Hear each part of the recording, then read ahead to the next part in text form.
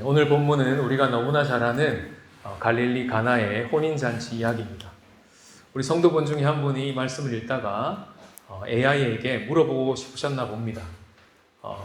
예수님이 어머니의 강청에 되게 난감해 하시는 것 같아서 이 줄거리를 좀 더 잘 이해하기 위해서 AI에다가 이렇게 물어봤습니다. AI 대답이 이렇습니다. 그대로 읽겠습니다. 아이고 예수야, 잔치집에 술이 똑 떨어져 버렸다이가. 이게 여간 큰일이 아니요. 어떡한다냐. 어머니 와 그러쇼. 잔치집 일은 잔치집에게 챙길 것이지라. 아직 나이 때가 된 것이 아니어라. 아들의 얼굴을 슬쩍 보며 미묘한 미소를 짓는다. 네가 뭔디 모르겠나? 괜한 소리 말고 네 손을 한 번만 쓰면 여거에 금세 풀어불제라. 종들 한 대로 네가 시키는 대로 꼭 하라고 해놓을란께. 어머니도 참 사람들 많은데 나를 앞세우지 마소이. 거기 종들아, 저 큰 항아리들 물 가득 채워뿌라잉. 아따 항아리 몽땅이여라. 알겠습니다. 야, 이 경상도 사람이 이게 전라도 사투리 하니까 힘드네요. 자, AI가 굉장히 센스 있게 대사로 잘 만들었죠. 읽으면서 많이 웃었습니다. 그러면서 AI가 다 캐치해내지 못하는 부분이 있구나라는 사실을 알고 그 부분을 또 집중적으로 함께 나누었으면 좋겠다 하는 마음이 들었습니다. 오늘 이 본문은요, 우리가 일상 가운데 결핍이 많음에도 불구하고 혼인잔치처럼 그 기쁨을 잃지 않고 살아갈 수 있는 비결을 가르쳐주는 본문입니다.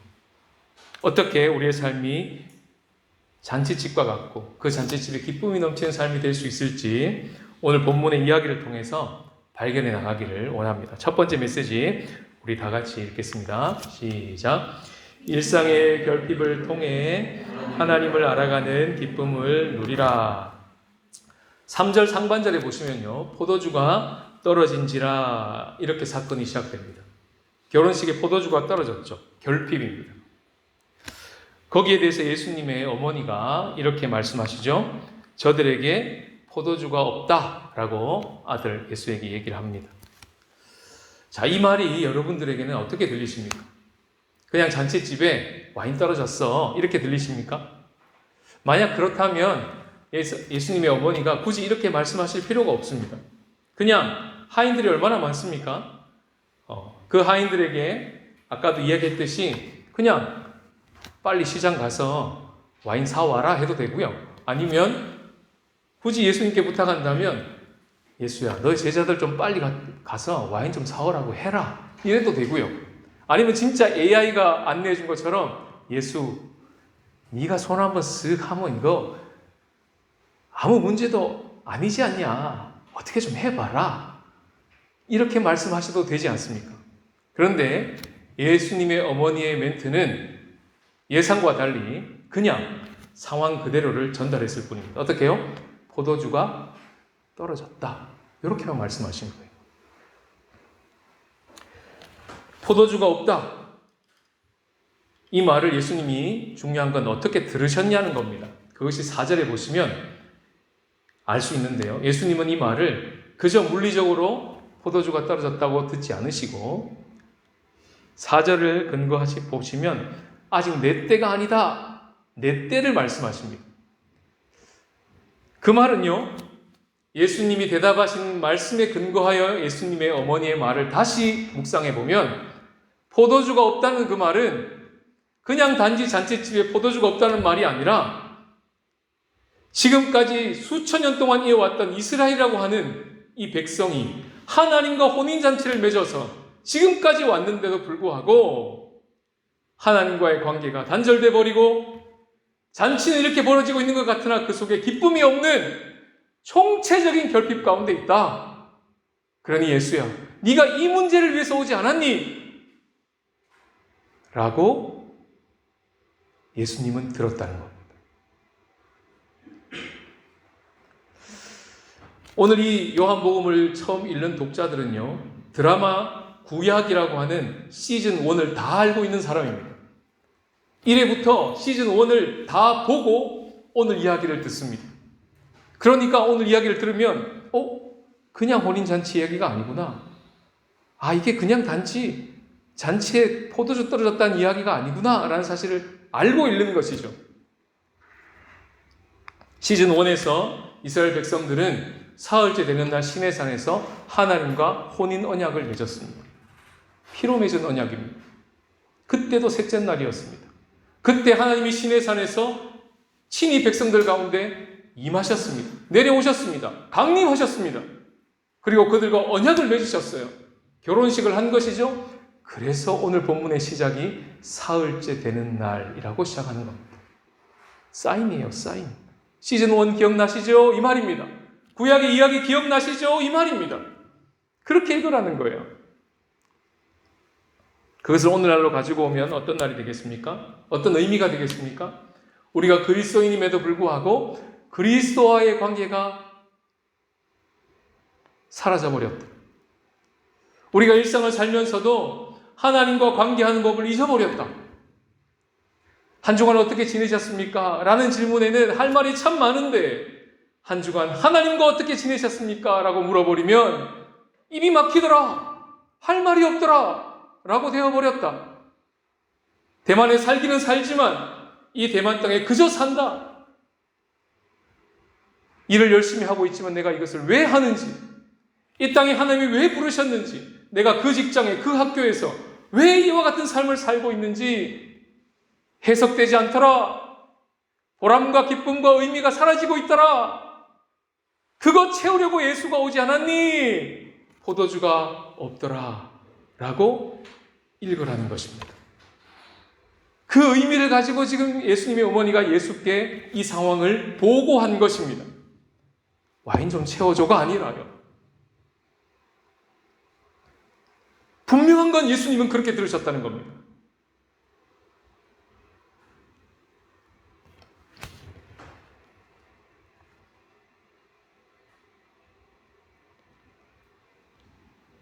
오늘 요한복음에 예수님이 나의 때를 언급하시고 있지 않습니까? 4절에 보시면 그 예수님의 때가 요한복음을 전체를 읽어보시면 어디를 향하고 있는지 계속 수번을 걸쳐서 사인을 줍니다. 바로 십자가를 향하고 있습니다. 거기가 예수님의 때라는 걸 요한복음을 읽은 내내 힌트와 암시를 줍니다. 그것을 알게 하시기 위해서 요한은요, 오늘 본문에 예수님을 어떻게, 예수님이 예수의 어머니에게 이렇게 부릅니다. 여자여. 이렇게. 그리고 이 여자여라고 하는 말이 다시 한번 나오는 구절이 요한복음 19장입니다. 십자가 위에서 자신의 어머니를 사도 요한, 사랑하는 제자 요한에게 맡기실 때 하시는 예수님의 가상칠언 중에 하나가 바로 여자여입니다. 요한의 의도적인 편집이죠. 가나 혼인잔치 때 예수님이 말했던 바로 그때가 이때입니다. 라는 사인입니다. 그래서 요한복음에서 십자가를 지시는 예수님의 사건은요, 그냥 우리의 죄를 위하여, 나를 위하여 돌아가시는 자리가 아니라 인자가 들려야 하리니, 무슨 말입니까? 왕이 등극식이라는 겁니다. 예수님은 십자가 위에서 들리심으로 왕으로 등극하실 거야 라는 것입니다. 뿐만 아니라 예수님은 십자가를 지심으로 그곳에서 피와 물을 쏟으셔서 우리에게 성령을 나누어 주실 거야. 그 자리가 바로 십자가의 자리가 될 거야 라고 알려주신 것이죠. 그래서 요한복음에서만요, 예수님의 돌아가심을 아주 독특하게 적습니다. 이렇게요. 그냥 숨지셨더라. 다른 복음서와 같이 그렇게 하지 않고 요한복음은 숨을 넘기셨다. 헬라어로 보면 성령, 푸뉴마, 성령을 넘기셨다. 이렇게 죽음을 묘사합니다. 그리고 예수님의 옆구리에서 뭐가 나왔습니까? 피와 물이 나와요. 요한복음에만 이렇게 기록되어 있습니다. 그리고는 요한 사도가 자신의 편지에서 그 피가, 그 물이 바로 성령과 똑같습니다. 라고 알려줍니다. 결국 요한복음 2장에 나왔던 좋은 포도주, 그것은 바로 성령이었습니다. 한 번 마시고 또 목마를 수밖에 없는 물하고는 전혀 다른 것이죠. 또 이 땅의 질 낮은 포도주와 같이 그렇게 마시면 또 갈증이 나는 그런 포도주와도 차원이 다른 포도주입니다. 그것은요, 메시아가 오시면 주시겠다고 이미 시즌 1에서 약속해 놓으셨던 것입니다. 이사야 25장 6절에 메시아가 오시면 그분이 오래 저장되었던 포도주를 가지고 연회를 베풀 것이다. 그 오래 저장되었던 맑은 포도주로 하실 것이다. 그 약속하셨던 그 말씀을 성취하시는 자리가 가나 혼인잔치입니다. 결국 성령이 우리 가운데 오셔서 인생의 결핍의 문제를 해결하시는 분, 그가 바로 우리가 믿는 하나님이라는 것을 가르쳐 주시는 이야기인 것이죠. 이것이 바로 가나 혼인잔치 이야기입니다. 우리의 결핍을 채우시는 분 맞죠? 그렇게만 읽으면 더 읽은 것입니다. 오늘 본문은 우리의 결핍을 채우시는 분일 뿐만 아니라 우리를 채우시는 분이십니다. 그리고 더 나아가서 온 우주 만물을 채우고 계시는 분이십니다. 우리가 일상을 살아가면서 얼마나 많은 결핍을 경험합니까? 근데 오늘 본문은요, 그때가 바로 좋은 포도주 드시는 성령이 한량없이 부어지는 때라는 것을 믿으라 라는 본문입니다. 그래서 한 장만 더 넘겨보시면 3장 34절에 보시면 하나님이 성령을 한량없이 주신다라는 메시지가 나타나죠. 우리가 하나님 이렇게 믿기 시작하면 하나님 우리의 결핍 가운데서 하나님을 마치 자동 판매기를 다루듯이 다루지 않게 됩니다. 그냥 버튼 누르면 내가 원하는 것을 덥석 주시는 그런 하나님이 아니라는 것을 알게 되죠. 표적을 구하고 이적을 구하고 체험을 구하는 신앙에서 진짜 하나님을 구하는 신앙으로 변화되기 시작합니다. 그게 바로 5절에 예수님의 어머니가 보여주고 계시는 모습이에요.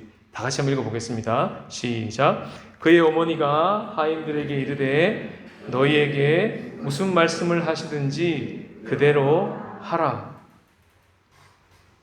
이 갈릴리 가나에서 이와 같은 컨셉으로 벌어진 사건이 다시 한번 4장의 갈릴리 가나에서 또 한번 벌어집니다. 거기 보시면 왕의 신하가 나옵니다. 그의 아들이 병들었습니다. 그것을 고쳐주시는 사건인데 그 사건을 본문은 두 번째 표적이라고 말이죠. 가나 혼인잔치는 첫 번째 표적이었죠. 둘 다 장소가 어디입니까? 갈릴리 가나라고 소개시켜줄 뿐만 아니라 거기가 바로 예전에 물을 포도주로 만들었던 장소 아닙니까? 라고까지 설명해 줍니다. 그 앞 이야기와 지금 이 뒤에 왕의 신하를 고쳐주는 이야기가 같이 연결되어 있습니다. 라는 힌트죠. 무슨 메시지가 나갑니까? 예수님 이렇게 말씀하십니다. 도대체 표적과 기사를 보지 않으면 도무지 믿지를 않는다. 탄식하시면서 예수님이 말씀하시고는 그 왕의 신하를 향하여 이렇게 말씀하십니다. 네 아들이 나았다. 가라. 그러십니다. 그 다음 문장이 중요합니다. 다 같이 노란색만 읽어보겠습니다. 시작. 예수께서 하신 말씀을 믿고 가더니 아까 예수님의 어머니가 뭐라 그랬습니까? 예수가 무엇을 말하든지 그대로 하라. 갈릴리 가나의 왕의 신하에 오니까 뭐라고 합니까? 예수의 말씀을 믿고 가니 연결되는 게 보이십니까? 바로 이 자리입니다. 이 자리로 우리를 초대하시는 거예요. 좋은 포도주를 마신 자가 초대받는 자리가 바로 이 자리입니다. 그래서 갈릴리 가나와 갈릴리 가나 사이에 나오는 그 수많은 유대인의 이야기, 또 이방인의 이야기가 나오지 않습니까? 성전을 더럽히고 장사하는 유대인 이야기, 니고데모 관원 이야기, 그리고 세례 요한 이야기, 사장에 가면 이방의 선한 사마리아 여인 이야기, 그리고 왕의 신하 이방인의 이야기, 이 모든 사람들의 이야기가 가나와 가나 사이에 꽉 끼어져 있습니다. 어떻게 읽으라는 것입니까? 표적만 기사를 보고만 믿었던 그들이 이제 어떻게 변화되어 가는 과정을 요한복음을 통하여 잘 보시라는 겁니다. 이야기는 그렇게 전개되는 것입니다. 결국 4장에 와서 깨닫게 되죠. 유대인이나 이방인이나 남자나 여자나 니고데모처럼 관직이 높거나 사마리아 여인처럼 그냥 평범한 평민이거나 높고 낮음에 상관없이 모두가 다 이 가나와 가나 사이클 안에, 이 은혜의 사이클 안에 들어와 있구나. 여기로 우리를 초대하시는구나 라고 읽으라는 것이죠. AI처럼 읽어버리면 그냥 예수님이 손 한번 쓱 하면 내 문제의 결핍이 툭하니 해결되어서 바로 내가 원하는 것이 자동 판매기처럼 나오는 양, 그렇게 예수님을 향해 덤벼들지 말라는 것입니다. 나는 그런 하나님이 아니라는 것입니다. 그보다 훨씬 크신 하나님이라는 것이에요. 그러면 그 주님은 나의 결핍에 관심이 없으십니까? 아닙니다. 엄청 관심이 많으십니다. 그러나 그 단지 나의 결핍만 채우고 나의 자가용처럼, 나의 자동 판매기처럼 그렇게 오신 분이 아니라는 것이죠. 훨씬 크신 분이시라는 겁니다. 그래서 요한복음 읽어보면요, 표적이 먼저 빵 하고 터집니다. 세보면 7가지입니다. 그리고는요, 표적이 땅 하고 나오는 동시에 그 표적을 보고 사람들이 오해합니다. 우와 하고 막 달려듭니다.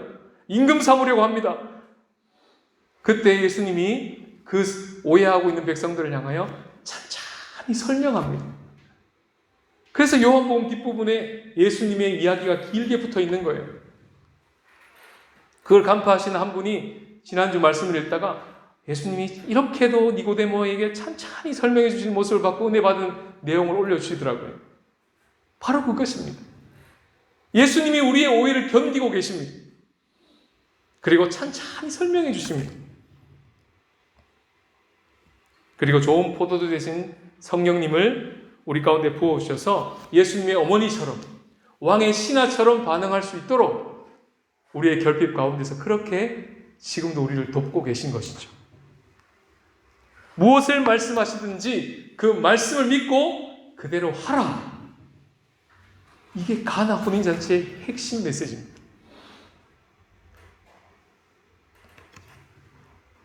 거기서 하나님을 경험할 때 우리의 결핍이 비로소 해결되기 때문에 그렇습니다. 저는 이 말씀을 묵상하면서 주님이 그러시는 것 같아요. 야들아, 나를 보육원의 원장처럼 취급 좀 하지 마라. 난 네 아버지다. 난 네 아버지야. 난 너의 필요를 안다. 너의 진짜 결핍이 무엇인지 알아. 그러니 네가 생각하는 그 결핍에서 눈을 들어 나를 보렴, 나에게 오렴, 그러시는 것 같아요.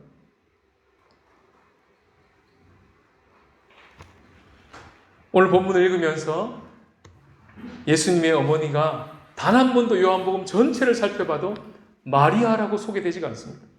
처음부터 끝까지 예수님의 어머니로 소개됩니다. 뭘까요? 마리아는 죽은 것입니다. 나는 죽고 예수로 사는 사람의 전형적인 모습을 보여주는 거예요. 내 결핍 채워달라고, 내 문제 해결해달라고 그렇게 문을 두드렸던 마리아가, 그런 마리아는 죽고요, 이제는 저 예수가 무슨 말을 하든지 그대로 하라. 주객이 바뀌었잖아요. 그런 마리아의 모습을 보게 되었습니다.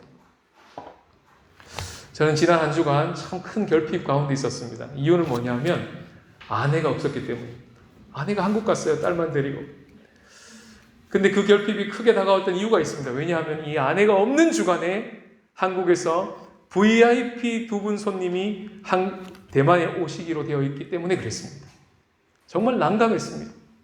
이걸 조율해 보기 위해서 먼저는 한국에 전화해서 그 VIP 손님이 아내가 있을 때 오실 수 없는지 계속 여쭤봤습니다. 불가능했습니다.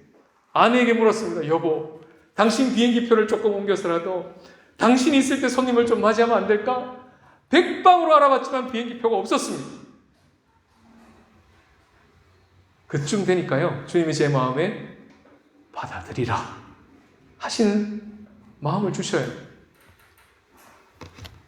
그리고 뒤따르는 저의 마음속의 생각은 주님 주신 마음 같은데요. 이러셔요. 선영아, 아내가 없지 내가 없냐? 믿음으로 한번 해봐. 그러시는 것 같았어요.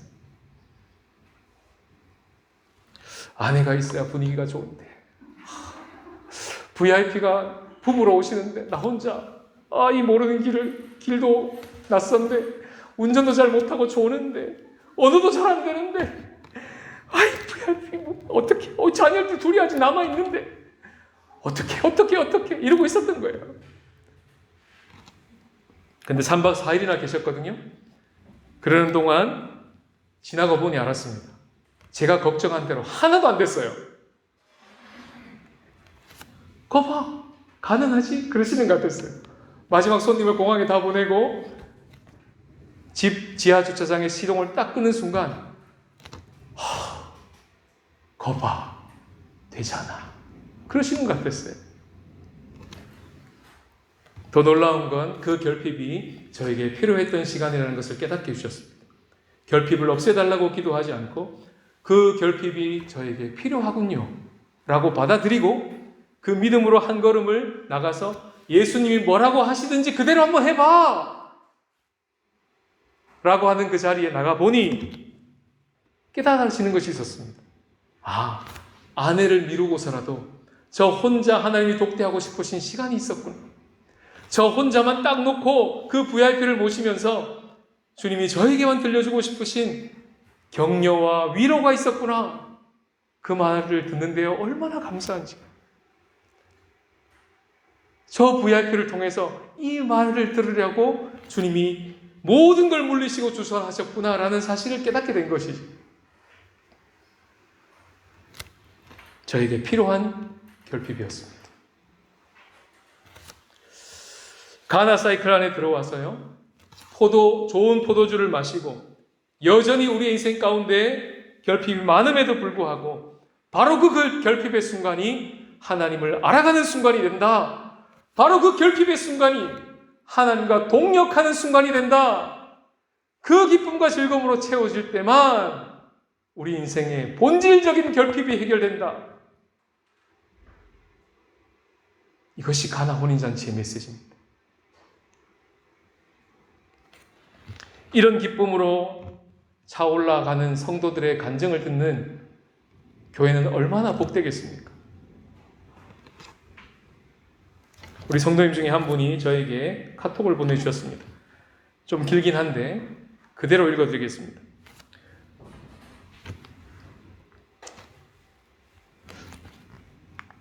목사님, 좋은 아침입니다. 오늘 묵상 말씀을 읽으면서 너무 기쁨이 넘치는 경험을 하며 이것이 여호와로 하나님으로 인하여 내가 기뻐지는 것임을 느껴 기쁜 마음으로 2번 목사님을 불러봤네요. 어제 오늘 시편을 묵상하면서 예전에 읽고만 지나갔던 다윗의 고백이 진지하게 제 안에 머무는 시간을 가지면서 하나님을 아는 것이 나의 복이며 기쁨이라는 것을 요즘 느끼게 됩니다. 새벽에 아이가 학교를 가고 나서 갖는 묵상 시간의 즐거움, 그 기쁨으로 남편이 일어났을 때 남편을 보며 경쾌하게 짜오 라고 인사할 수 있게 되더라고요. 결국 하나님이 주시는 기쁨이 남편에게도 흘러간 거죠. 말씀을 알면서 하나님을 알아가고 하나님이 손수 주시는 은혜 가운데 성령님이 내 안에 도와주시면서 그 기쁨을 어찌할 줄 모르는 이 느낌, 뭔지 조금 알게 됐고 경험한 것이 너무 설레임으로 다가옵니다. 그래서 급하게 아침에 목사님한테 자랑하고 싶어졌어요. 어제 시편 말씀을 묵상하면서 예레미야 9장 23, 24절 말씀에 지혜도 자랑하지 말고 용맹도 자랑하지 말고 부함도 자랑하지 말고 오직 자랑할 것은 하나님을 아는 것을 자랑하라 하신 말씀을 보며 우리가 누리는 복을 하나님을 우리가 인정하며 아는 것이구나. 그래서 오늘처럼 난 기쁨을 누릴 수 있는구나 하는 것을 연이틀 깨달으며 감격합니다. 급하게 제 마음을 나누고 싶어 막 써내려갔어요. 얼른 남편 식사 준비도 해야 해서요. 오늘도 주님을 생각하며 찬양하며 하루를 보내도록 하겠습니다. 이렇게 보내주셨습니다. 들으시면서 누굴까 누굴까? 그러셨죠? 비밀입니다. 가나 사이클 안에 들어와 계신 겁니다. 좋은 포도주를 마시고 계신 것입니다. 오늘 본문 끝에 보시면요, 12절에 혼인잔치에 참여되었던, 초대받았던 자들이 이렇게 기록되어집니다. 어머니, 그리고 형제들, 그리고 제자들입니다. 이 세 그룹이 쌍으로 나오는 지점은 여기밖에 없습니다. 요한복음에 딱 한 지점 여기밖에 없습니다. 그리고 이분들이 어디서 등장하는 줄 아십니까? 여기서 등장합니다. 사도행전 1장 13절에 14절에 등장해요. 거기 보시면 어머니가 계십니다. 거기 보시면 형제들이 계십니다. 예수님의 형제들입니다. 그리고 제자들도 있습니다. 13절에 11제자가 나와요. 여기가 어딜까요? 마가다락방이죠. 거기서 무슨 일이 있었습니까? 120명이 모여서 기도했죠. 예수님 약속하신 성령을 선물로 받았습니다. 그때 감격을 잊을 수가 없어서 사도행전의 저자인 누가는 시간을 기록해놨습니다. 삼시였다고, 잊을 수가 없다고, 오전 9시였다고. 그런데 그것이 술에 취한 시간이었겠습니까? 아니었다고. 새술에 취했다고.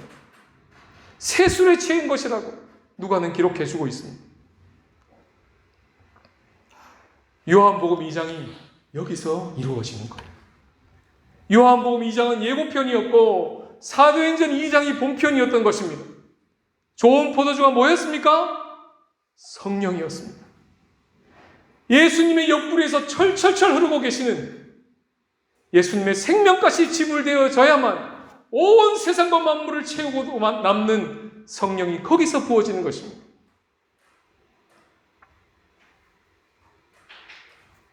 이 성령으로 채워진 자는 그럼 어떻게 되어질까요? 그것이 두 번째 메시지입니다. 다 같이 읽겠습니다. 시작. 일상의 결핍을 통해 하나님과 동역하는 기쁨을 누리라. 예수님의 어머니가 그랬던 것 같습니다. 예수님의 어머니는요, 본인의 결핍을 예수님께 보고하지 않았습니다. 이웃의 결핍을 보고했죠. 예전에는 내 결핍을 주목하고 살았던 자가 이제는 이웃의 결핍이 민감하게 보이기 시작합니다. 그분을 나의 주인으로 모시고 그 주님이 무슨 말씀을 하시든 그대로 하라 라는 신앙을 가지고, 그런 마음을 가지고 결핍을 턱하니 만났을 때 예전처럼 자판기만 눌러가면서 이거 주세요, 이거 주세요, 이거 주세요 하지 않고, 주님, 저희 가정에 지금 이게 결핍입니다. 주님 어떻게 생각하십니까? 주님께 묻기 시작합니다. 그리고 이 결핍을 통해서 하나님이 어떻게 이 문제를 다루어 가실지 궁금해지기 시작합니다. 때로는 그 결핍을 받아들이라. 너에게 그것이 유익이다 라고 말씀하시면 예 하고 받아들여야 됩니다. 그리고 더 나아가서 이웃의 결핍이 보이기 시작합니다. 그리고 주님께 보고합니다. 마리아처럼, 주님, 저 가정에 포도주가 없습니다. 주님, 저 교회에 포도주가 없습니다. 주님, 저 자식에게 포도주가 없습니다. 주님, 이 직장에 포도주가 없습니다. 이 지역에 포도주가 없습니다. 아뢰기 시작합니다. 똑같은 기도 같은데 다르게 느껴지지 않습니까?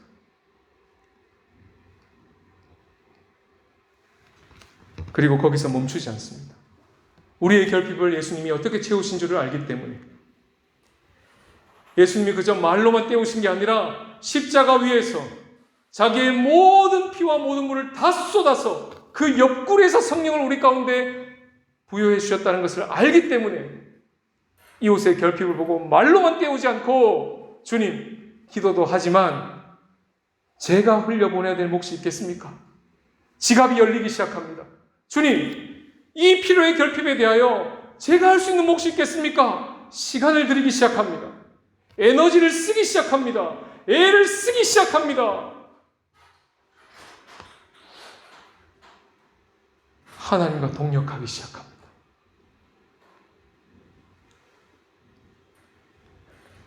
새술에 취한 자의 삶을 살기 시작하는 겁니다. 사도행전 2장에 그런 사람들 이야기가 펼쳐지기 시작해요. 세술에 취한 자들이 이렇게 살더라. 어떻게 해요? 믿는 사람이 다 함께 물건을 서로 통용하더라. 재산과 소유를 팔아 각 사람의 필요를 채우더라. 날마다 마음을 같이하여 성전에 모이고 힘쓰더라. 집에서 떡을 떼더라. 기쁨과 순전한 마음으로 음식을 먹더라. 하나님을 찬미하더라. 온 백성이 그들을 칭송하더라. 믿는 자들의 수가 더하여지더라. 세술에 취한 자의 모습.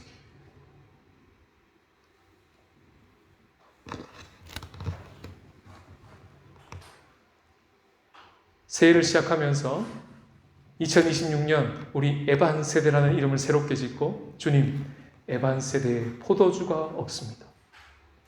기도했습니다. 그랬더니 하나님께서 감동시키사 세술에 취한 자 2명을 세우셨습니다.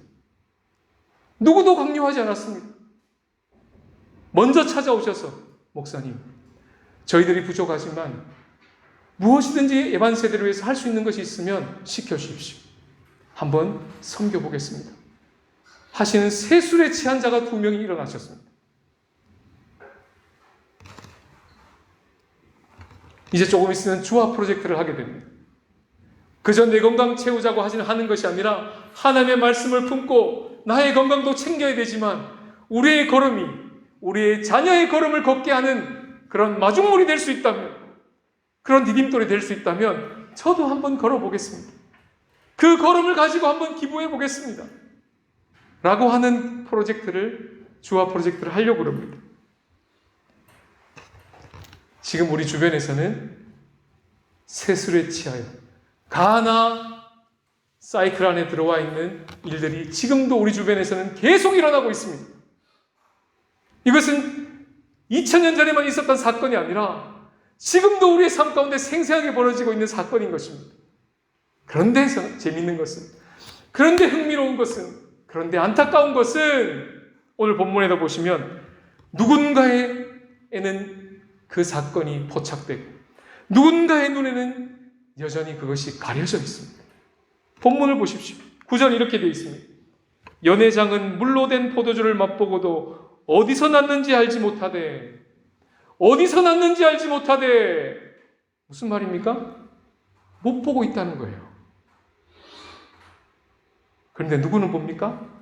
물도온 하인들은 보고 있어요. 알더라.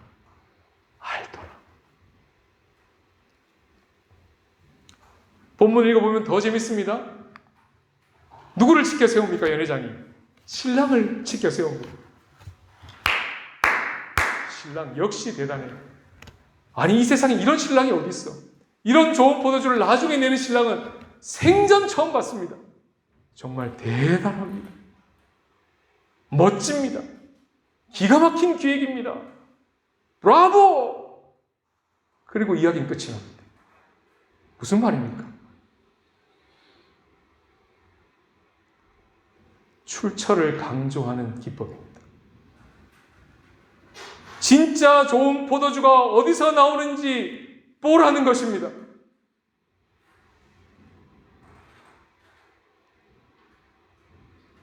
진짜 신랑에게서 나온다는 얘기죠. 우리의 참 신랑 되신 예수 그리스도께로부터 이 좋은 포도주가 지금도 한량없이 부어지고 있습니다.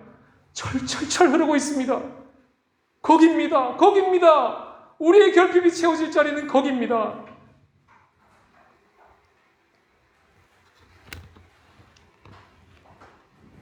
거기로 우리를 초대하시는 겁니다. 한 주간 우리는 살아가면서 또 우리 일상에서 수없는 결핍을 마주하게 될 것입니다. 그때마다 또 하나님을 자동 판매기인 양 계속 눌러내시겠습니까?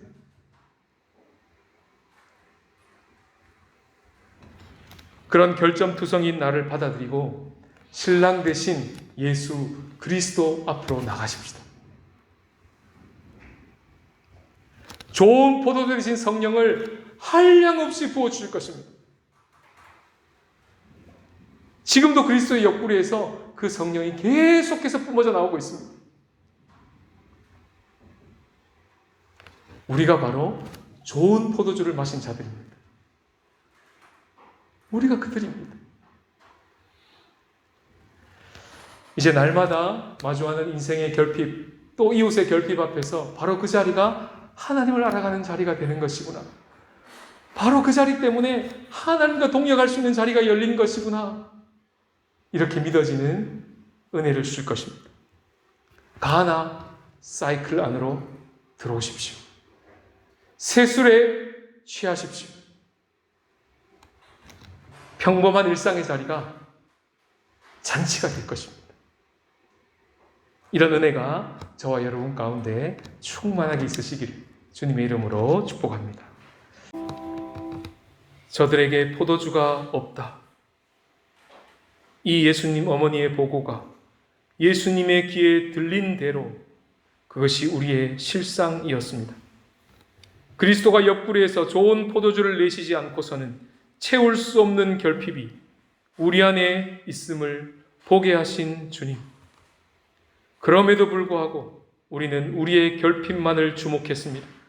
하나님을 내 결핍을 채우는 자동 판매기인 양 다루고 살았습니다.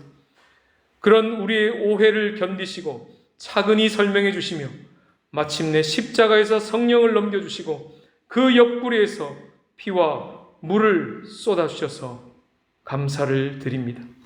참 신랑 되신 예수님으로 말미암아 이제 우리의 삶의 근원적인 결핍이 채워졌습니다. 하나님을 알아가기 시작했습니다. 하나님과 동역하기 시작했습니다.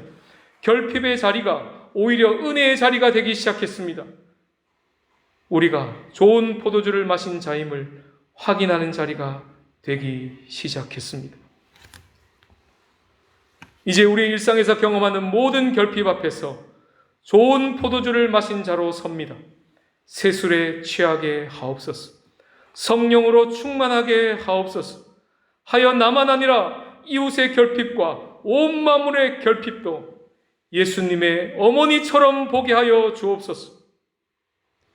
만물을 충만하게 채우시고 계시는 하나님을 알아가고 그 하나님과 동역하는 기쁨을 누리며 살아감으로 은혜의 가나 사이클 안으로 들어와 살게 하옵소서. 좋은 포도주이신 성령을 날마다 한량없이 부어주셔서 우리 성도들의 일상이 잔치가 되게 하옵소서. 이 땅에서의 시간이 특별히 기억되고 이 땅에서의 어떤 장소가 특별히 기억되어 우리가 두 발 딛고 사는 모든 일상이 갈릴리 가나와 같은 성지가 되고 우리의 평범한 시간이 오전 9시와 같은 비범한 일상이 되게 하옵소서. 주께 전심으로 봉헌합니다. 우리에게 재물 얻을 힘을 주시고 살아갈 양식을 끊임없이 공급해 주셔서 감사합니다. 청지기의 마음으로 재물을 잘 관리하고 우리만 먹지 않고 함께 나누어 먹고 하여 나누고 또 나누어도 마르지 않는 물된 동산 같게 하옵소서. 출타 중인 성도들과 동행하시어 우리 신족의 가족들을 만나는 이들이 복을 얻게 하옵소서. 예수님의 이름으로 기도하옵나이다. 아멘.